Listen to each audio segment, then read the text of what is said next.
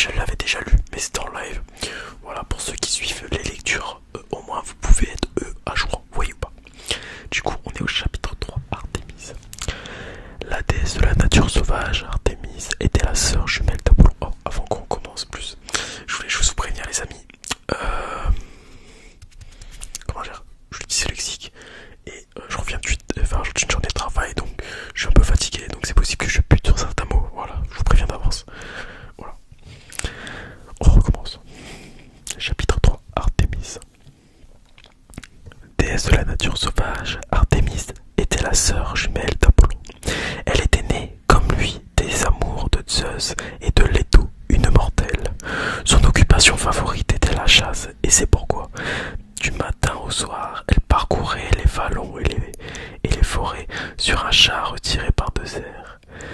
Elle se plaisait ainsi à vivre dans les lieux sauvages à l'égard des villes et des hommes, avec pour seule compagnie les femmes chasseresses qui avaient toutes fait feu de chasteté, toutes fait feu de chasteté. Un jour revenant d'une chasse fructueuse, Artémis se préparait à baigner son corps fatigué dans l'eau claire d'une source. Ses compagnes venaient de lui ôter ses armes, ses sandales et sa tunique, quand soudain apparut un jeune chasseur, du nom d'Actéon. Il fut aussi stupéfait par la déesse et s'arrêta subjugué par le spectacle. Artémis n'avait plus ses armes, elle ne pouvait donc pas réagir. D'un geste rapide, elle voila sa nudité et aspergea l'eau de la tête du chasseur, tout en lui jetant un sort. Aussitôt, des cornes pointèrent sur le front du malheureux, ses pieds se prolongèrent en sabots et son corps se couvrit du pelage d'un cerf. Il voulut crier, mais sa voix n'était déjà plus celle d'un homme. Il s'enfuit. Ses propres chiens s'élancèrent et lui plantèrent les crocs dans le corps et dépecèrent leur maître sans le reconnaître. La déesse s'était montrée cruelle car elle n'avait pas supporté l'idée d'être vue nue. Par un homme. Mais elle savait être aussi une déesse secourable et offrir sa protection, en particulier aux femmes enceintes. Dès son plus jeune âge, en effet, elle s'était révélée habile dans l'art d'accoucher, à peine sortie du ventre de sa mère, Leto. Elle lui était venue en aide pour la naissance de son frère jumeau Apollon. Excusez-moi. Chapitre 4. Apollon et Poséidon. La pauvre Leto eut toutes les peines à mettre au monde les deux enfants qu'elle attendait de Zeus. Nouvelle conquête du souverain des cieux, elle endura aussi la rancune tenace de son épouse Héra.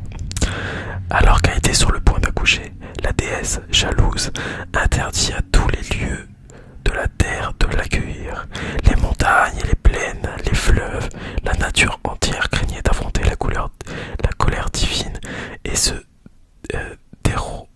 dérober à l'approche de la jeune femme. Excusez-moi les amis, je sens que je bloque sur certains mots. Elle était à bout de force quand une petite île, sans tenir compte des menaces des rats, lui offrit l'hospitalité et le repos tant attendu. Délos, pauvre rocher désert, battu par les vents et les flots, n'avait rien à perdre. Ce fut donc sur ce petit bout de caillou, au pied de l'unique palmier de l'île, où les deux nouveaux dieux virent le jour. La naissance d'Apollon fut annoncée par un signal prodigieux. 7 signes sacrés tournèrent 7 fois autour de Délos. 7 fois, ils chantèrent pour l'accoucher. Au 8e tour, soudain, ils se turent et le nouveau-né sortit du sein maternel. Dès lors, ces oiseaux mélodieux devinrent les animaux fétiches d'Apollon et Délos. Son site favori. Excusez-moi. L'enfant grandit chez les Hyperboreens, ouais, je pense que c'est comme ça. Chez qui les cygnes l'avaient emmené à sa naissance. Ce peuple habitait dans un pays lointain, tout au fond de l'océan, et vivait sous un ciel toujours pur. Quand il fut grand, le dieu vint en Grèce.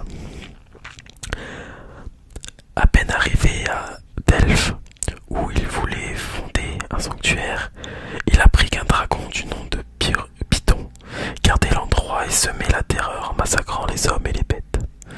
Il découvrit le pays du... Il délivra le pays du monstre et fut célébré comme un sauveur par les habitants du lieu, comme un sauveur par les habitants du lieu qui l'adoptèrent aussitôt. Et lui édifièrent un temple colossal où Apollon installa sa prêtresse, la Ptie. Celle-ci était chargée de faire entendre les paroles que le dieu lui soufflait. Un devin expliquait ensuite l'oracle à ceux qui venaient de toute la Grèce pour connaître leur destin ou pour trouver une solution à une situation embarrassante. Apollon n'était pas seulement aimé pour ses bienfaits, on appréciait aussi sa grande beauté. Il avait les traits délicats d'une femme et la musculature élancée d'un athlète. Son teint pâle ressortait sous les boucles de sa chevelure sombre. Il charmait autant les jeunes filles que les jeunes hommes, mais connut malgré tout des amours malheureuses. La nymphe Daphné, fille du fleuve Pénée, embrassa la première son cœur. Cette passion soudaine lui avait été inspirée par Eros, le dieu de l'amour, qui cherchait à se venger d'Apollon. Celui-ci l'avait en effet surpris un jour en train de tendre la corde de son arc. Riant de voir l'enfant jouer avec ses armes, il lui avait retiré en prétendant qu'elle était réservée à des dieux plus puissants. Eros eut alors ces mots mystérieux. Tes flèches ne sont pas les seules à blesser leurs victimes. Au dieu, il décrocha un trait qui fit naître l'amour. À la nymphe, un autre qui engendra un sentiment contraire.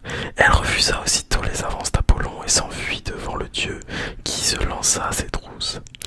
Dès qu'il croyait l'approcher, la nymphe se dérobait et la course reprenait de plus belle.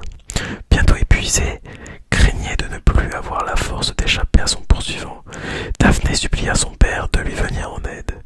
Pénée entendit l'appel désespéré de sa fille et lui donna aussitôt une autre apparence.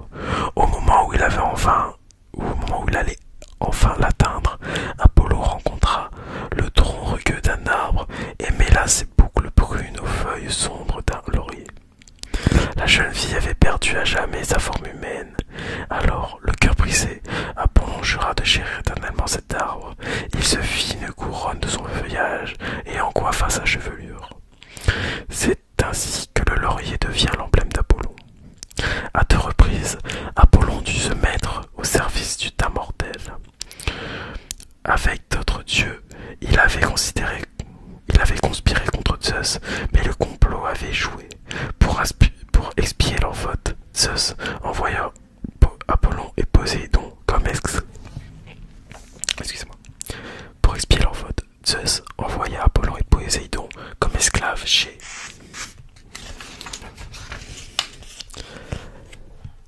Laomédon, le roi de Troie. Or, ce dernier avait besoin de main-d'œuvre, car il voulait faire bâtir une épaisse muraille autour de sa ville.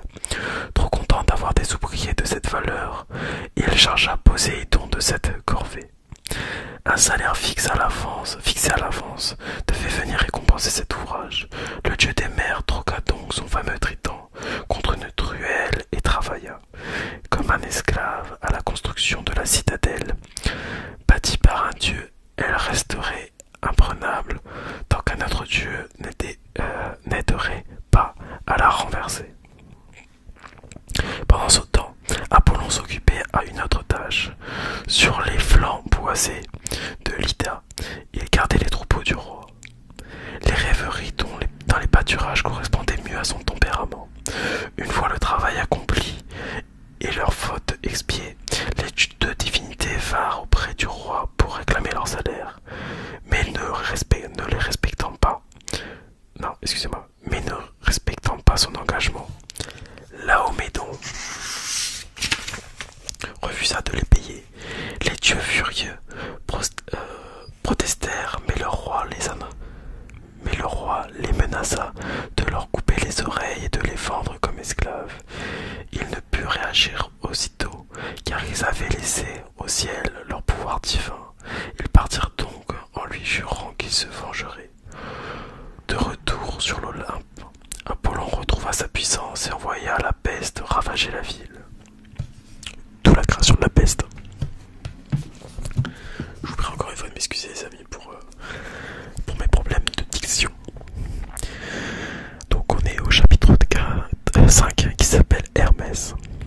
Quand Apollon était encore berger, son jeune frère Hermès lui joua un mauvais tour, profitant de la négligence d'Apollon, qui rêvait au lieu de surveiller son troupeau, il lui déroba son bétail. Apollon était loin de soupçonner un mauvais tour de ce gamin qu'il croyait encore au berceau. C'était pourtant bien lui qui, à cette heure, menait le troupeau à travers les plaines et vallons jusqu'à un bois touffu de Pylos. Là, il fit reposer les bêtes et les tint cachés dans une grotte. Puis il retourna auprès de sa mère, Maïa, un sourire malicieux aux lèvres. De son côté, Apollon avait fini par retrouver la trace de son troupeau. Le vol des oiseaux qu'il avait interprété lui aidait à découvrir la cachette. Ces tours de devin lui apprirent aussi quel était l'auteur du larcin. Méchant gamin, lui dit-il, tu as de la chance d'être dans les langes. Ouais. Sinon, je t'aurais bien donné une bonne fessée. La colère d'Apollon s'apaisa cependant quand il entendit le son mélodieux que l'enfant tirait d'un instrument inconnu. Hermès, tout content, le lui offrit. Tiens, il est à toi. C'est une lyre que je viens d'inventer. En passant les cordes fixées à chaque extrémité de cette carapace de tortue, tu obtiendras les sons cristallins qui accompagneront tes chants. Oubliant les raisons de sa mauvaise humeur, Apollon proposa même à Hermès de lui échanger son troupeau contre l'instrument. Le marché conclu entre les deux frères, c'est là leur réconciliation. Par sa malice et son ingéniosité, Hermès faisait preuve d'une précocité exceptionnelle. Toujours curieux, le jeune dieu ne se borna pas à cette seule trouvaille et eut l'idée de lier entre eux des roseaux de longueur inégale. L'instrument confectionné, il le tint à la hauteur des lèvres et le souffla délicatement dans la carapace, dans chaque orifice, Et voilà comment on invente une flûte. Apollon fut charmé par cette nouvelle invention et voulut aussitôt l'acquérir. En échange, il offrit à son jeune frère la houlette en or dont il se servait pour garder les troupeaux. Ce bâton devint le caducée, symbole d'Hermès. Heureux de l'habileté qu'il manifestait en toute occasion, son père, le puissant Zeus, en fit son messager. Il passait la plupart de son temps à parcourir le monde et portait à cet effet des sandales ailées pour se déplacer. Plus rapidement. Ses voyages le menaient parfois très loin, jusqu'au royaume souverain où il accompagnerait les défunts. Si je me trompe pas, il me semble que Hermès est considéré comme le messager des dieux. Voilà, c'est exactement ça, je crois le mot. Peut-être on voit mieux comme ça, peut-être. Ça fait peut-être moins mal aux yeux. Nous sommes arrivés au chapitre 6. Hadès et son royaume. À la limite de la terre, là où se couche le soleil et où commence l'océan, s'ouvrait l'empire des morts, sur lequel régnait le tout-puissant Hadès. Le monde souterrain était cerné de tous les côtés par les marais et les rivières. Les ombres des défunts devaient donc passer par les eaux bourbeuses du Styx et de l'Archéron. Pour entrer définitivement chez Hadès. Le passeur Charon lui attendait sur la rive et n'acceptait à bord de sa barque que les défunts qui avaient reçu une sépulture. Les autres, ceux qu'on n'avait pas retrouvés ou qu'on avait abandonnés, étaient condamnés à errer éternellement à l'entrée des enfers, en attendant qu'un vivant veuille bien enterrer leurs cadavres. Ceux qui embarquaient devaient encore payer Charon. C'est pourquoi, en prévision de ce droit de passage, on plaçait une pièce entre les dents du mort au cours des funérailles. En s'embarquant, les défunts devaient quitter définitivement le monde des vivants avait fait le voyage dans un sens ne pouvait plus jamais retourner en arrière ni revoir le jour. Cerbère, le chat à 3 têtes, y veillait. Posté aux portes du royaume, il accueillait avec bienveillance les passagers de Charon. Mais si quelqu'un tentait de franchir la porte dans l'autre sens, il se montrait en gardien farouche.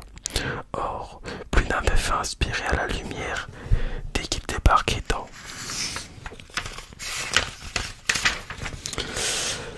la morne plaine d'Asphodèle. Des arbres sombres balayaient tristement le sol de leurs branches. Cet endroit était lugubre. Des morts étaient jugés selon leur vie passée et, en fonction de leurs fautes, étaient placés dans différents lieux. Minos, Épaque et Rhamadamanth examinaient ainsi les vies écoulées et prononçaient un jugement. Chacun d'eux avait été choisi pour sa sagesse et sa vie exemplaire. Ceux qui n'avaient commis aucun crime, mais qui s'étaient signalés par aucune action vertueuse, demeuraient dans la plaine des asphodèles pour l'éternité. Aux héros et aux hommes vertueux, les jus réservaient les Champs-Élysées. Là s'étendaient des clairières fleuries, d'où s'élevaient des chants d'oiseaux et un accord mélodieux de la lyre. Les bienheureux s'égayaient dans des banquets où le vin coulait à flot. Les malheureux qui, au contraire, s'étaient rendus coupables de quelques fautes en recevaient une punition éternelle et s'étaient enfermés dans le sombre tartare qui éclairait les méandres du Styx, ayant duré des supplices à la mesure de leur forfait. Tandale, roi de Lydie, avait commis de son vivant un crime horrible. Recevant la visite des dieux, il aurait servi comme repas Péplos, son propre fils, pour voir si les dieux savaient discerner la chair humaine. Une seule bouchée leur suffit à reconnaître qu'il ne s'agit pas d'une victime animale. Furieux, ils réussirent cependant à ramener Péplos à la vie, mais le garçon garda une trace de ce banquet funeste. Les pâles avaient été dévorés, furent remplacés par un morceau d'ivoire. Quant à Tantale, il fut précipité dans les profondeurs du Tartare pour y subir un terrible châtiment. Il fut plongé jusqu'au cou dans un étang, sous un arbre aux branches chargé de fruits mûrs. Malgré cette eau et ses fruits à proximité, il était condamné à ne jamais étancher sa soif ni apaiser sa faim. L'eau se retirait dès qu'il en approchait ses lèvres sèches. Quand il tendait la main pour accueillir un fruit, les branches se relevaient. De nombreux supplices peuplaient ainsi cette partie du royaume. Hadès en était le souverain tout-puissant, mais très vite, le pouvoir ne suffit plus à combler sa profonde solitude. Lassé de régner seul sur ce peuple d'ombre, il voulut prendre une épouse. Malheureusement, les prétendantes étaient rares. Aucune déesse ni aucune mortelle ne consentait à adopter cette triste vie sur terre, privée à jamais de la lumière du soleil. Il fut donc contraint d'en enlever une. Son choix se porta sur Perséphone, une des plus belles jeunes filles de Sicile. Et voilà les amis.